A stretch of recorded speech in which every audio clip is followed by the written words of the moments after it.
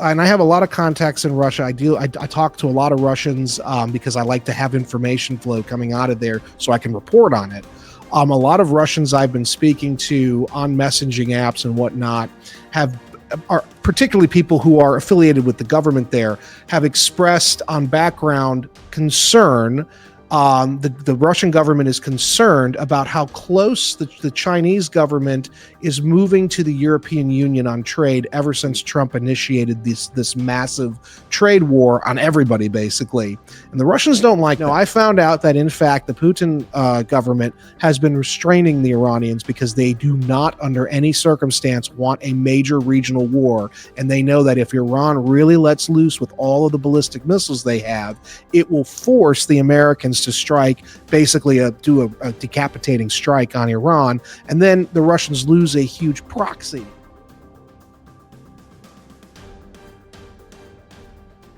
You're watching Capital Cause, and my name is Danny. Today's guest is Brandon Weichert.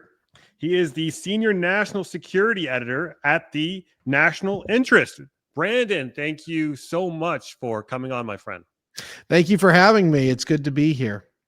Yeah, as I always do with my guests, Brandon, I kind of open the floor to them to kind of give us a little bit of a background story in terms of where they came from. What is your origin story, Brandon? For people who may be coming across you for the first time, if you don't mind, just just a couple minutes, just kind of briefly, to bring the audience up to speed, and then we can kind of get into some recent events. Yeah, no, thanks for having me. I've been working in politics and policy my entire career. I started out actually when I was 16. I started out working and volunteering on political campaigns and stayed with it throughout most of my adult life, and went to college at DePaul University in Chicago. From there, I got a job on Capitol Hill and did that for several years as a staffer. I always tell people I'm a recovering Hill staffer because it takes a certain kind of personality to stay there for a career. And after I got married and had kids, I kind of veered away from that kind of thinking and lifestyle. But I stayed involved with policy. I found that I preferred actually working on policy rather than the campaign side. The campaign side is really a young man's game. You have to really be willing to kind of be a road warrior for indefinite periods of time for not great pay, and you might lose. And so I really enjoyed the policy side. I went to further my policy credentials by going to the Institute of World Politics in Washington, D.C.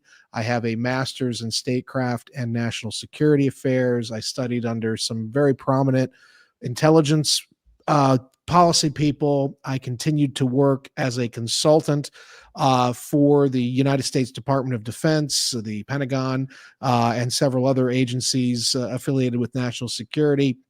I did a period of time at Oxford in England, and if it wasn't for the fact that I suffer from Crohn's disease and had to live through the horrible British medical system, I would have stayed to do my DPhil, which is the equivalent of a PhD at Oxford. I was studying at the time under Dr. Richard Coggins at Oriel College, and my real emphasis was understanding the decline of the British Empire from 1947 to 1997. There's a lot of parallels actually between that and what we're going through today. Yeah. And so I've sort of straddled the line between policy consultant type and academic for the last decade. I've written now 4 books. The first one is Winning Space: How America Remains a Superpower. That was born out of my work on the Hill. One of the first briefings I attended when I got the job on the Hill, working for Congressman Ted Yoho out of Florida's 3rd District, one of the first briefings I attended was one that nobody wanted to go to, and I was the lowest on the totem pole, so they forced me to go. And in my opinion, it was the most important briefing that nobody cared about. It was a briefing in 2012, 2013 about how the U.S. Satellite architecture is basically vulnerable to attack, a space Pearl Harbor. And I felt like, this was very important, and I became galvanized by this issue, so much so that I kept working on space policy throughout my time on the Hill, so much so they used to call me the space cadet, derisively, because nobody wanted to talk about space policy. They didn't think it was sexy enough, I guess. And I basically ended up sort of advising occasionally the Trump people during the campaign in 2015 and 16 on space policy in particular, on sort of the Space Force and all of that. And then I decided I needed to write a book about what I was talking about all these years. And it ended up being very popular. The military teaches it at Maxwell Air Force Base, or they have it on their recommended reading list. I was told at one point they were teaching it in the course for new officers working in space policy for the Air Force and Space Force. So that was my first book, came out in 2020 during the pandemic. The second book was The Shadow War, Iran's Quest for Supremacy, which came out a couple years later and predicted October 7th. Another policy portfolio I worked on in government was the Middle East, so I'm very well versed. And frankly, I was, kind of tired of working on the Middle East. So that book was sort of supposed to be my swan song on that issue. And now, of course, that's all anybody wants to talk about because the Middle East is driving things again. And then my third book, Biohacked: China's Race to Control Life, is all about biotechnology in China and how basically COVID came from.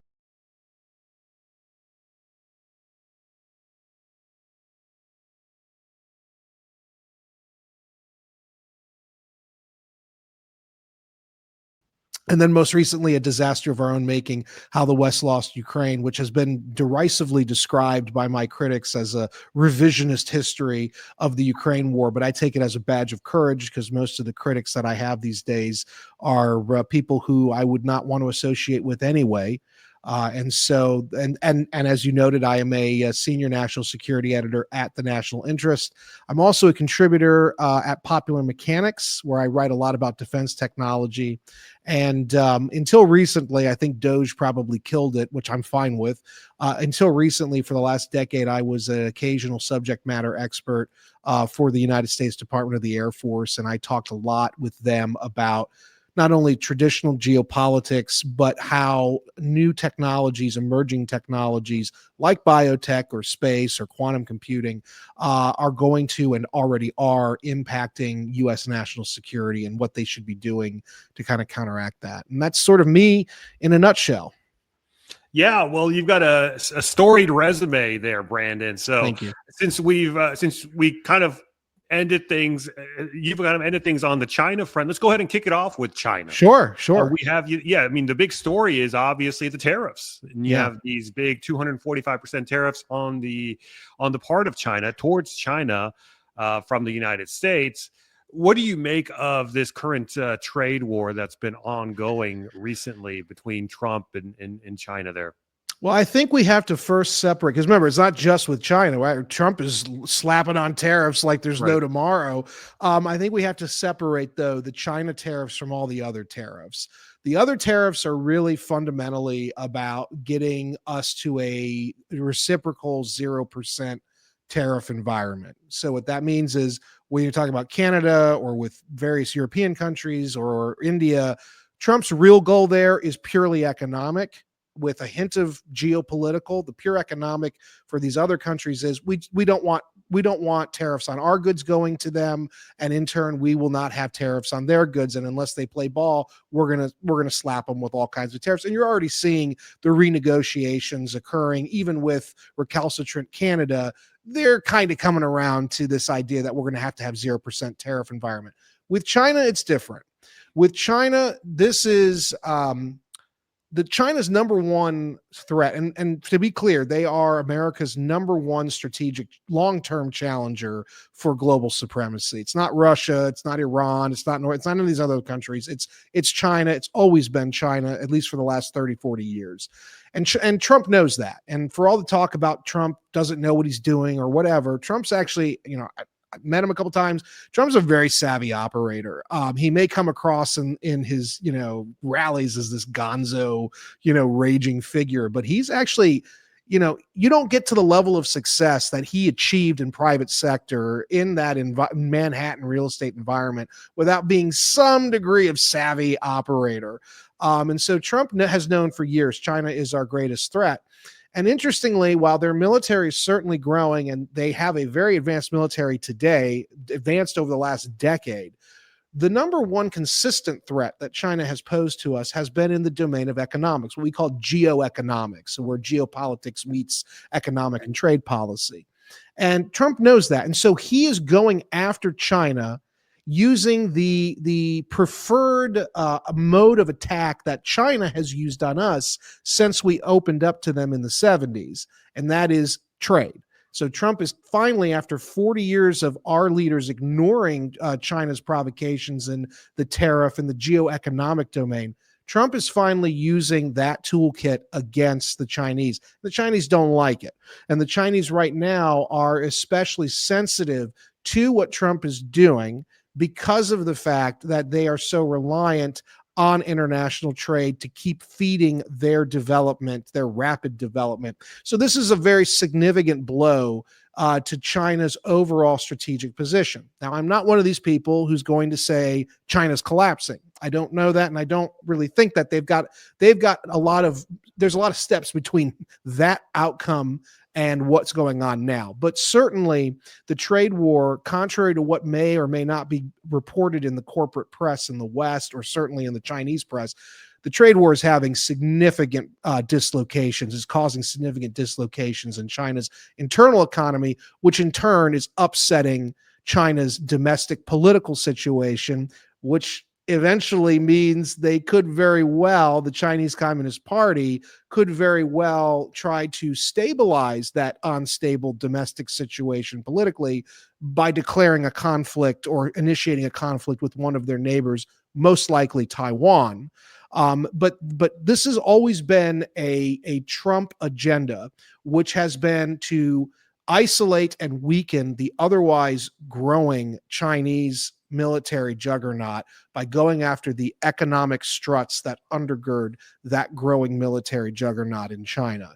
And whether it ultimately defeats China bloodlessly is another question we won't know the answer to for some time, but it's certainly having the intended effect of weakening them and making them less capable to threaten us at the strategic level. Just as a quick aside, I would note that China has now announced they're no longer purchasing energy sources from the United States. They're now going to be going to Canada. Well, that's not going to last very long, and we can get into that later. Another thing they've done is they've really forced themselves in China to become very dependent on Russian energy and other commodities like rare earth minerals. And in the short term, that's helpful for them. They have a large land border, so it's almost impossible for the Americans to do anything militarily to those trade flows. But the Russians themselves are not exactly good friends of the Chinese, contrary to whatever they may say publicly about China. Indeed, the reason Russia is so close with China today is really a result of the Ukraine war, which one way or the other is going to come to an end. And there's clear indications that Moscow seeks a rapprochement with the United States, which puts the Chinese in a real bind. So what Trump has done is he's forcing the rest of the world, using the trade war, to choose to continue to do business and grow business with the United States, or to stick with China, which is already starting to become hobbled by the trade war and other factors as well. And I think that the Chinese, the Communist Party of China, certainly under President Xi Jinping, is under the most amount of pressure internally and externally that it has been under, at least since COVID became a problem for the Chinese leadership. They were forced to lock the country down at one point, which did a lot of damage to their economy for a period of time, which slowed them down. Ultimately, though, this is going to have far more negative impacts, because it's really up to Trump if he's going to let up on the gas, and he doesn't seem interested in that. So do you anticipate seeing all of these countries leave the China fold and cuddle up with the United States more so, and more specifically in the case of Russia? Do you see that as a feasible scenario? So again, there's going to be, certain areas where these countries do drop China, certain areas where they use the China card to try to exploit the United States to get them better deals. Ultimately, though, China has a problem here where right now, at this moment, the United States remains a more palatable trading partner to much of the rest of the world than does China. Now, there's still the global South. The global South likes to have China as a trading partner because of a variety of reasons. One of them is obviously cheap goods. Another reason is obviously they view China as sort of a bulwark against colonialism and imperialism. But even in the global South, you're starting to see some hesitation as to how married to China these countries, these developing countries, want to be. A lot of these countries, contrary to what Washington and Beijing are saying, a lot of these developing countries prefer to be a middle player where they're playing both China and America off each other.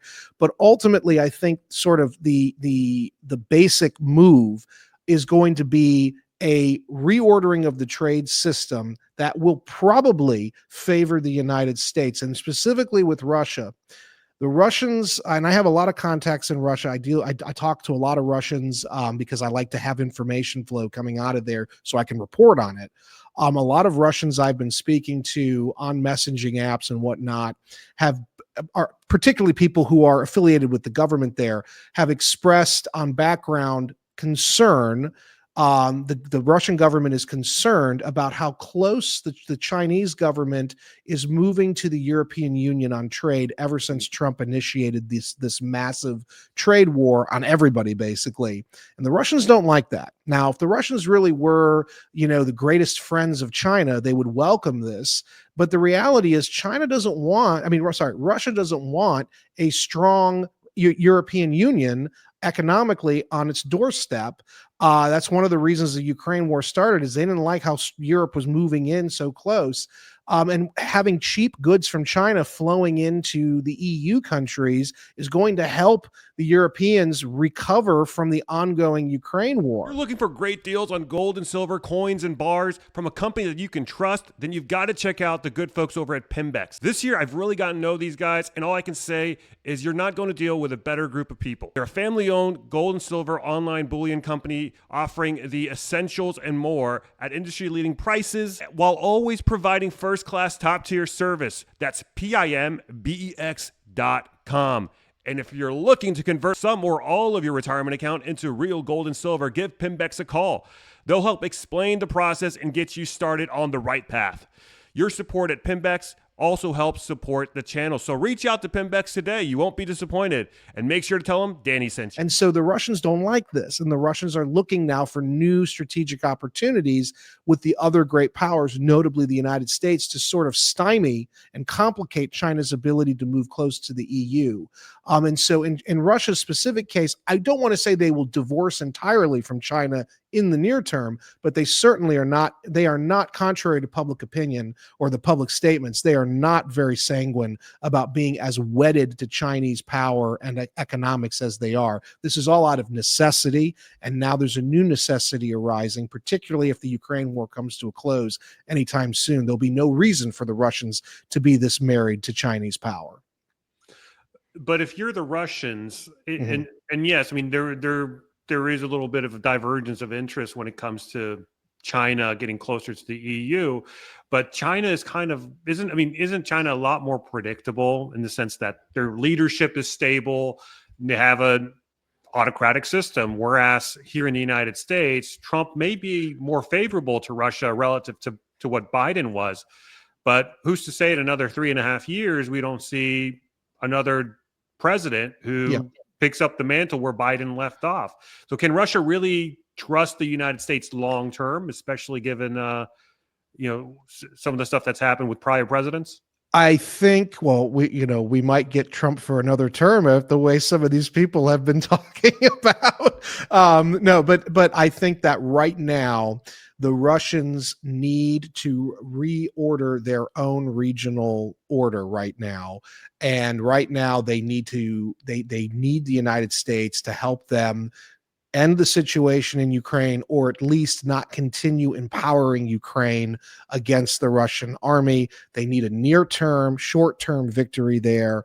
The Russians also recognize that the United States is still the number one economy globally, and the United States has a thirst for instance, rare earth minerals. And one of the things that the Russians have floated in the last 2 weeks to Steve Witkoff has been, why don't we create a joint U.S.-Russian basically exploitation company to come into Russia and exploit all the untapped rare earth minerals?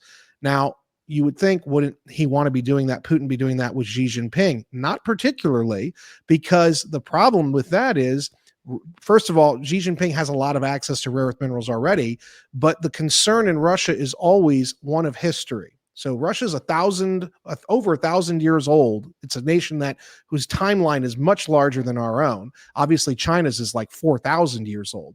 But the one thing we know about both Chinese and Russian history is they have a far longer history of opposition and antipathy toward each other than they do of friendship. And every time these two powers get near each other, no matter how close they may appear initially, they always end up collapsing those relationships. And that's just the nature of Eurasia. Eurasia is all about, hard power politics. Right now it's conducive for them to get along. But as the Ukraine war comes to a close, and as China moves closer to Europe on trade, Russia doesn't like that. Russia doesn't want that at all. And so they're looking for new opportunities. And I think Putin is assessing, regardless of what happens with our political system here, whatever comes in another 4 years, they're not going to have to deal with the problem set that the last president, Trump and Biden, had to deal with, which was the breakdown in Ukraine.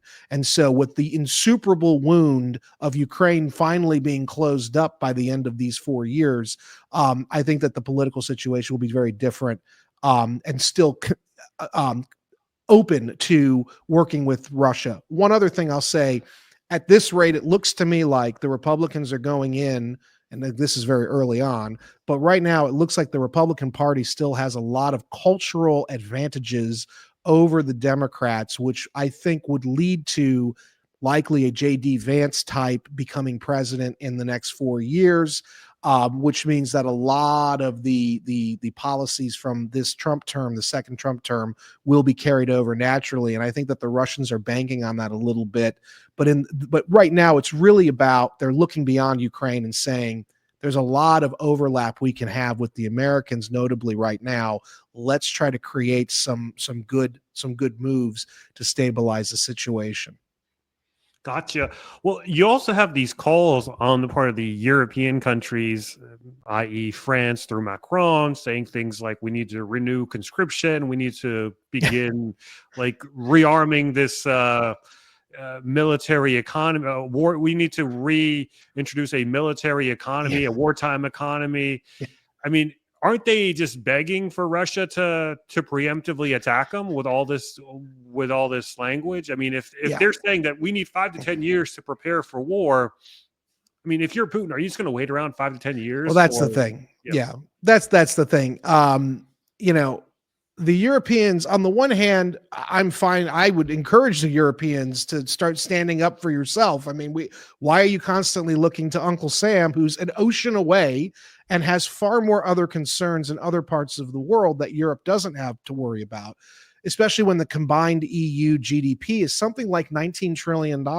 What have they been doing with all of that money? They don't have enough troops. They don't have enough tanks. Until about 5 or 6 years ago, the German army didn't have enough guns, so their troops are having to train with broomsticks. On the one hand, you go, well, good, they're going to stand up. On the other hand, you're right. It could become a self-fulfilling prophecy where the Russians are not going to just let the Europeans, arm up and then do nothing. The key thing here to remember, though, is with Putin and Trump, they have an understanding of each other. And I think that fundamentally, regardless of what happens in Ukraine, we know the Russians are winning and the Russians are going to win. And I think that regardless of how that wraps up, Putin has to know, and Trump certainly, I think, will follow this pattern. Should the Russians, let's say they take all of Ukraine, they take Kyiv, and they go right up to the Polish border, the the American side under Trump has already, for the last several months, been pouring cold water on the notion of Article 5, which is the mutual defense component of NATO. It's what makes NATO what NATO is. Basically, an attack on one is an attack on all. Well, Trump has been completely icing that, making it clear that he's very skeptical of that agreement. He doesn't like that agreement. He doesn't really want to be bound to that agreement. And so I think that Putin is receiving those signals saying that regardless of whether a European countries are rearming, and let's face it, it's only a handful of European countries that are rearming. It's not all of Europe. All of Europe can't do it. Even if that's the case, though, Putin knows that as long as America isn't going to come rushing in should conflict erupt, he has wiggling room. He has maneuvering room at the diplomatic end. And so it's not even a fait accompli necessarily that this would happen, even with Europe rearming. And again, how fast and how well can Europe rearm? I'm very skeptical of the whole endeavor. I don't think they have it in them anymore to do this unless they're going to start, taking, the recently arrived immigrants from North Africa and the Middle East and rearming them and sending them, because those are the only military-aged males they have in abundance right now in these European countries and in Britain. They don't really have the population density. The population will not support it. And already you're seeing Germany, for instance, which has been, beating its chest recently. Now they're reversing course and talking about reopening with, relations with Russia. Ultimately, I think all this talk about EU rearmament is really not going to go anywhere, especially once the Ukraine war ends. And again, the Ukraine war will end very soon. Interesting. So we had these comments from Marco Rubio earlier today. It is April 18th for the audience's reference. And he said that if either side being Ukraine or Russia, do not make an agreement, then we're just going to back out of peace talks. So what are we supposed to make out of those comments? Is the U.S. getting a little too impatient with some of the dragging of the feet, if you will, of Putin and Russia? Or no, I think you're right. I think so. Initially, when Trump was elected, I was on several shows saying his first 100 days is really the only window he can actually get a deal before he loses all the capital and, he can't get it done. It's April 18th. The first 100 days will be over on April 30th. It will be over at the end of this month. I think Trump has realized ever since the meeting with Zelensky in the Oval Office that went so badly. Zelensky caused it, not Trump. It was Zelensky that made it go badly. I think once that became apparent, I think Trump quietly just thought to himself, I'm not going to waste any more of my capital and my time getting into the mosh pit of European politics and diplomacy. I'm not going to commit myself, because ultimately, even coming in the first 100 days, Trump knew fundamentally his leverage over Russia was almost non-existent. All the facts on the ground in Ukraine are leaning in Russia's favor, and the trend line is continuing to go in Russia's favor, regardless of whether NATO continues flooding weapons into Ukraine or not. And that's a key thing to remember. Something that I hear a lot from the Russians I talk to is they kind of mock us, saying, the Russia's taken on the entirety of NATO basically in Ukraine, and they haven't lost any significant territory, and they're pushing ahead still after 3 years. So Russia, in their minds, whether this is a misunderstanding or or bad analysis on their part, many Russians, including those in government, think, hey, we've already beaten NATO. We don't have to fear NATO anymore. We've already shown that they can be beaten, and they've been beating NATO with relatively old Soviet era technology that they've just gotten good at using in innovative ways. And so Trump knows all this. He gets briefings. The military guys talk to him all the time, his intel people. And he just knows this as the guy who wrote The Art of the Deal. He knows when you don't have leverage and when you do. And he knows what good deal, and he knows when a deal is falling apart. And so Trump is looking at this, I think, and saying, I will continue to try, but I'm not going to spend all of my effort on it And if the pieces fall where they may, let them fall, because ultimately it's going to end the same way: Russia winning. Whether that win is Russia just holding on to the territories it has, or they go all the way to the western part of Ukraine, the fact of the matter is there's nothing short of direct NATO intervention, which Trump will not support. There's nothing short of putting large numbers of NATO troops on the ground that could possibly change the outcome of this war. And nobody, not even the Europeans, no matter what they say publicly, is going to support sending large numbers of their forces into Ukraine. And so ultimately, Trump might very well, I think Marco Rubio sort of, tipped the hand here. Hey, Europe, if you guys don't want to get together with us, we're just going to, walk away and let the Russians do what they're going to do. So. Interesting. Another key strategic alliance that's been formed is kind of dovetail off of the Russia stuff is, of course, Russia and Iran. They both countries have signed a strategic defense. I don't think, was it a pact or a treaty? I'm not sure. It's a treaty. It's an alliance. Basically, they've got an alliance. And by the way, Iran is also very closely aligned with China. And I think I'm the only one who's been reporting on this. China has actual security forces on the ground in Iran. They've got several thousand of them in the Abadan oil refinery region, because China gets about 80% of Iran's oil and natural gas is purchased by China. So should something happen to Iran, that would be a very significant blow to China's economy, on top of all the tariffs that are happening right now. So just as an aside. Right. So two-pronged question. With this defense treaty signed between Russia and Iran, does that how does that play into Russia trying to remedy its relationship with the United States if the United States is increasingly becoming hostile to Iran? Yeah. If the United States does attack Iran's nuclear facilities, does that call upon Russia to defend Iran or to assist Iran in some fashion? I mean, and then plus, you have the China thing. Again, two-pronged question. When we did start seeing all this military buildup in Diego Garcia, one of the interesting things you also saw was that China began encircling Taiwan, as if to say that if you guys attack Iran, then we will take Taiwan. Yeah. What do you make of both of those, between their relationship with Russia and China? Yeah, that's perfect. So the question is, what will Russia do? Just let's make it clear. I don't think Trump is actually going to order a strike. I think if we have to hit Iranian targets, it's only going to be because the Israelis have launched already without our permission. In fact, Benny Gantz, the former defense minister for Israel, and several other notable people in Israel's defense establishment have already said in the last 48 hours that Netanyahu is planning to strike Iranian targets, irrespective of what Donald Trump does or wants to do with talks with Iran or whatever. So the only way at this point I think the Trump administration is pulling the trigger on strikes is if the Israelis force them to do it, which very well could be what's going to happen next. Even then, last weekend, I believe, or 2 weeks ago, even after they announced this Russia-Iran, comprehensive treaty, Moscow came out almost immediately after and said, that doesn't mean we're going to go to war for Iran, and that kind of put the Iranians in a bind.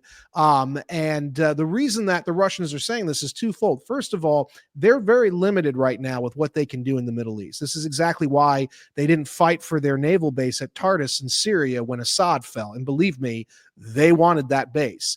They gave it up because they don't have the capacity right now to do everything they're doing in Ukraine and then risk a major war in the Middle East.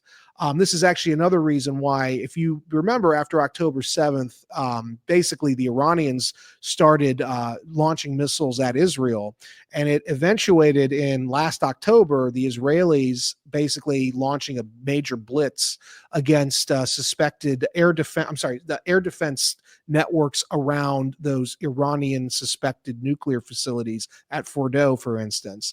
And what happened was the Iranians did nothing. And everybody in the region was asking, why hasn't the Iranians attacked yet? I mean, they've got all these systems, they've got all these capabilities Russia gave them.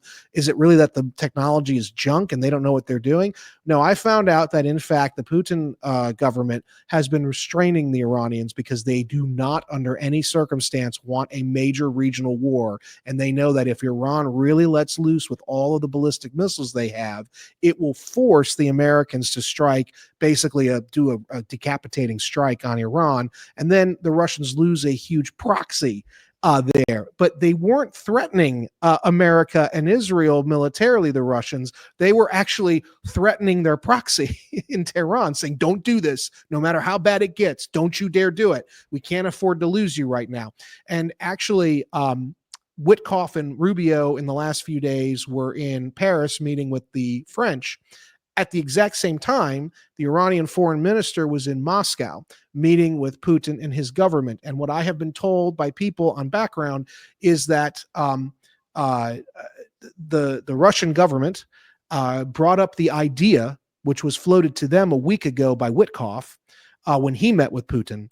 The Russian government brought up the idea to the Iranians of saying, hey, to avoid all the bad stuff from happening to you, why don't you give us your highly enriched uranium and we will denuclearize you for the Americans. You can trust us, we're your allies, whereas the other way, you're going to have to trust the Americans and Israelis, and you won't do that. Well, the Iranian foreign minister apparently went off on Putin and said, never, no, it will never happen. We will never give over our nuclear material to anyone, even the Russians. And so what that shows me is that the Russians are actually trying to come in and stop this from happening, but not by threatening the Americans, by pressuring their ally in Iran, which means the Russians are very much committed to stabilizing their relationship with the Americans and avoiding a major war. And I think there's a lot of hope still. I know the Russians are saying no. I mean, the Iranians are saying no to the Russians, but I think that the Russians have enough leverage where they can really, if they need to, pressure the Iranians to say, hey, if you don't do this, they're going to kill you, and we're not going to be able to stop them. And so I think at the end of the day, this might actually be the off-ramp to an airstrike, but the Israelis and Americans might do if the Russians fully step in and say, we are denuclearizing Iran for everybody. And as long as there's no regime change, we will denuclearize it, and then we can talk about a further deal, which I think is what Trump is hoping for. And the real wild card here then is, what is Israel going to do? Because from the Israeli perspective, and it's a non-starter to have any degree of nuclear capability in Iran, let alone working them back into the world trading system, as this is what Trump is talking about, doing, normalizing relations. They don't want that because the Iranians to them are an existential threat. So they're the wild card in this situation. And I completely understand the Israeli position. I mean, it's hard not to understand it. If you're sitting in Israel, the last thing you want is this massive terrorist supporting state getting nukes. It's a nightmare for them. But from the American perspective, it's just not in our interest right now. And furthermore, we don't have the money or the capacity to wage a major Middle East war right now. And so having the Russians help us would be one way we avoid the whole headache. In terms of the Chinese angle with Iran, that is another wild card. They signed this joint development deal of Iran's oil energy sources back in 2019, 2020. And at the time, it's very interesting. I wrote about this in my book, The Shadow War, Iran's Quest for Supremacy. It was in one of the early chapters. It wasn't reported in the media in the West, but the Iranian parliament, which usually just does what the mullahs and the Iranian Revolutionary Guard Corps tells them to do, there was a massive protest among the religious or pro-Iran government part of the parliament. It wasn't the dissidents. It was the actual elite of Iran. They opposed this deal with China because they said it was a new form of colonialism. They said it's no different than what the British did to us in the previous century. So there is a lot of discomfort among even the Iranian Islamic elite about having China so in bed with Iran to develop, or as one commentator in Iran, and remember, if it's a commentator in Iran, that means they got approval to say this from the government. One commentator in Iran wrote in the big paper out there after the signing that the Chinese were basically stealing Iran's oil resources and they were not paying enough for it. So there's a lot of unhappiness in Iran, even among people who are pro China, with this deal that China has to develop Iran's resources over the next 20 years. That is a factor that in the long run we could use with the Russians to pressure China to maybe not be as intimately involved with Iran. There's a lot of maneuvers in the medium and long term we could do if we can peacefully denuclearize and diffuse the situation in Iran. If it goes the other way, two things. If it goes the other way, I do believe that, yes, we can take out those facilities with our B-2s, and the Israelis have the F-35I and several other systems they could use. That's not the issue. The complicating factor is the retaliation. How will Iran respond? There are about 60,000 U.S. troops in the region, all of which would be within range of those attacks. The Iranians can and probably will launch massive attacks against Saudi Arabia's oil refineries, which are within range, which would, of course, complicate our ability to have affordable energy prices.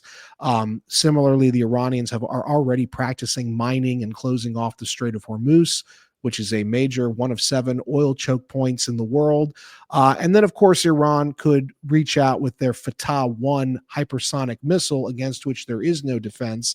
They could reach out with that system and hit Israel as well. That's to say nothing of Hezbollah, which is an arm of Iran in Lebanon. They've been weakened over the last few years, especially with the fall of Assad in Syria, but they still have a massive precision-guided munitions capability that can and probably would be used to target Israeli infrastructure if they ever did a serious strike on Iran. Ultimately, this is where World War III could very well begin. But I think there's an off-ramp still. And I think, again, the key to all of this is getting Russia on our side. Russia is the solution to so many of these hotspots around the world. And lastly, you asked about Taiwan and its relationship to the situation in Iran. This is another side effect we don't want to have to deal with. The Chinese know. They've studied us for years, and they know exactly really what our capabilities are. And they know full well that if the Americans go into Iran, that our forces will be tied down for years to come in the Middle East. And that means they're going to have a free hand as never before to hit Taiwan. And I guarantee you they will. In fact, I think they're looking at an October go time to either blockade and or invade Taiwan. And I think a lot of this is going to be based on the assumption that the Americans and Israelis are going into the Middle East, which means all bets are off. We won't be able to do anything to stop them in taking Taiwan. In a kind of 4D chess way, doesn't a war with Iran kind of benefit China then, if that is the case? And in some ways, yeah, in some ways. Remember, they're going to lose that oil. They're going to lose that energy source. Right. Because even if they can hold on to the actual refineries, even if we don't target those, which I don't think we should, but Lindsey Graham is encouraging this. Even if we didn't do that and we just stuck to the nuclear sites and the regime targets, the political center, the ability to produce and move that energy from its source to China will be gone. It will be, all production will stop. So the Chinese will then have to wade into the global market. And they will have to compete. Remember, it's a massive market they've got that demands energy. And so that's going to cause the price of energy, at least in the near term, to spike significantly. We're only just now enjoying relatively low, significantly low energy prices. We don't want to take those sources offline. The last thing we want is China having to get into the market. And then also that would hurt them economically at home in the near term, and it would hurt them politically, therefore, and it might hurt a war effort, obviously. But they probably have enough stuff stocked up in the near term to do one big move on Taiwan. And that's the concern, is all this stuff in the short term. Interesting. Well, I think we've covered pretty much the big stories and the big theaters of World War III, which is arguably what we're in right now. We are. The We are. European, yep, the European theater, the Middle Eastern theater, and the East Asian theater. So, Also, be watching two things to be watching would be the Korean Peninsula, because that is getting ready to heat up. And North Korea, I think, has flipped the balance of military power in their favor. And another thing to keep an eye on is what is Venezuela going to do? Because the Venezuela Guyana conflict is on slow boil right now, but that thing could simmer significantly and explode because Venezuela wants Guyana very big time. And so that is another thing I'd be looking at is what's going on in Latin America, not just with Venezuela, but also with the cartels in Mexico and whatnot, because there's a whole lot of stuff there that are sort of boiling up to the top. So we've got a lot of problems we're facing right now. yeah, and it all seems interconnected. They Actually, are. one more thing, actually, Yeah. and I haven't heard many commentators talk about this, and so we've been talking about this this love triangle between the U.S., America, and Iran. But what about Israel's relationship with Russia? What about Israel's relationship with China? Because Iran is kind of the connective tissue that binds them all together. If Israel does go rogue and attack Iran on its own accord, will that change the calculus as it relates to China and Russia? Yeah, I could. No, it definitely will. It will not be good for Israel. Right now, Israel has a relatively amicable relationship with both Russia and China. In fact, and I'm relatively pro-Israel, but I've been very critical of Israel's relationship with growing relationship with China in the arena of high technology development, notably with quantum computing and AI. That is a problem for us. That Israel is constantly partnering or looking to partner with Chinese tech firms. That's a significant problem for us in the long run. And the thing with Russia is the Israelis and the Russians have always had relatively stable, amicable relations for the most part. But you're right. If Israel does this, if Israel strikes, first of all, it will cause a negative turn in relations with both the other two great powers, Russia and China. More importantly, though, the real question would be, what is Trump going to do? Because Trump has publicly made it very clear that he does not support, right now at least, a strike on on Iran. And if Israel basically forces the situation where they're going to go in no matter what very soon, and let whatever happens, the Americans will have to clean up the mess. What does that mean for Israel's long-term relationship with the United States? Israel needs the United States. United States is Israel's, we're their big brother, and we take care of them. And if they bite the hand that feeds them, that's going to leave them in a very sticky situation where now they've aggravated Russia and China. And then the other great power, the United States, is very annoyed with them, to say the least, because they forced us into this position where we're having to go to war in the Middle East because of what they did. It will not be good for them. And so this is a very and then also another thing for Israel, and I say this to I have a lot of Israeli friends. I say this to my Israeli friends all the time. I say, look, right now, until now, the number one strategic threat for Israel was Iran. But now Iran is in a box. Iran is in the defensive mode. They are going to, ever since losing Syria and how Israel brilliantly degraded Hezbollah with the pager attacks, and they've degraded Hamas. Iran is in a defensive crouch for at least the next 4 or 5 years. However, Turkey, NATO member Turkey, is moving in force into the region, and they are very anti-Israel. And so you have a real problem now where, in my opinion, the number one medium to long-term threat of Israel in the region is not Iran, whether they have nukes or not. It's Turkey. And what are they going to do about that? Because they're not aware, I don't think, or they're not paying attention to the Turkey threat. HTS, which took out Syria, the Assad government, is an arm of Turkish intelligence, MIT. It is an arm of Turkish intelligence. They are moving next door to Israel in force. In fact, they're building advanced air defense systems in those former Assad military bases, Turkey is, to try to stop Israel's ability to launch an airstrike over Syria into Iran. And in fact, my reporting from a week ago at the National Interest indicated that 3 Turkish military advisors were killed by Israeli bombs because they were blowing up those Turkish air defense systems. So Israel is going to be having a very difficult decade, in my opinion, one way or the other. And if they trigger a strike on Iran, they might find themselves very isolated, and that's not a position they want to be in. Is there really is there really this animosity between Israel and Turkey? Because I mean, up to this point, Hmm. they've been fairly amicable, right? I mean, Turkey's still supplying Israel with energy, and despite some of the harsh language of Erdogan, he hasn't really acted on anything.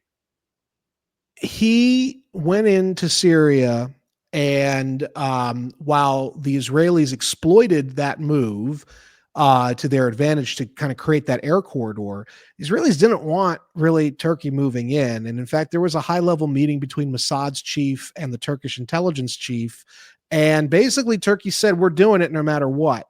There is, you're right. The Turks have played very nice with Israel, contrary to their rhetoric. But as a family member of mine who was British intelligence in the last century said when he was very old, he told me, never turn your back on maybe that's not appropriate to say, but I would not trust Erdogan. Erdogan's entire ideology is inherently anti. It does not believe in the existence of Israel. He has already he and his party in Turkey have already made multiple high-level statements about how they plan on basically destroying the state of Israel for what has been done to the Palestinian Arabs. And I don't believe that's mere posturing. If you look at what they're doing, they're basically, Turkey is shaping the battlefield in the long run for an inevitable clash with Israel. And so they're helping at times Israel because it benefits them in what they're trying to do in the near term. But the long term is they are moving their forces hard into the region, into positions of power, pushing aside Iranian Shiite power and replacing it with Turkish Sunni power. And this is a very long-term play, I think, that Erdogan is making. So yes, he'll play nice in the near term when he needs to, but I think the long-term goal is to crush Israel. Fascinating. Well, I think that's a lot to digest for It now, is. Brandon. Yeah. So I want to pick things back up maybe in a month or two. We can kind of get an Yeah, I'd update love from you if to. you're up for it. You've got Yeah, my definitely. contact, so just ping me and we can set up a time. Yeah, definitely. For people who want to hear and see more of your work, where can they find you?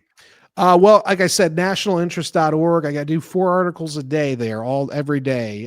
So you can find me there. You can find me occasionally at Popular Mechanics, and you can find me on Twitter at We the Brandon.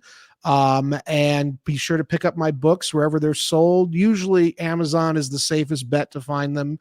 But local bookstores I'm a big supporter of. So if you can get to your local bookstore, if they don't have me, you tell them to order me and they'll be there. All right. Well, we'll have the link to your website and your social media as well down in the Thank you. description box below. So be sure to check it out, guys. If you got value out of this episode, drop us a like and comment. Go, Brandon, go in the comment section. If you agreed with what Brandon had to say, if you disagreed with our analysis, let me know why. I do read the comments, so really interested in getting your thoughts here. And also check us out over on Substack. It's capitalcosm.substack.com, where you can get early access, ad-free versions, and uncensored versions of all my interviews, especially the ones that warrant it. And then finally, check out our good partners over at Pimbex. That's PIMBEX.com for all of your gold and silver buying needs. All right, guys, thanks for watching. See you later. Bye.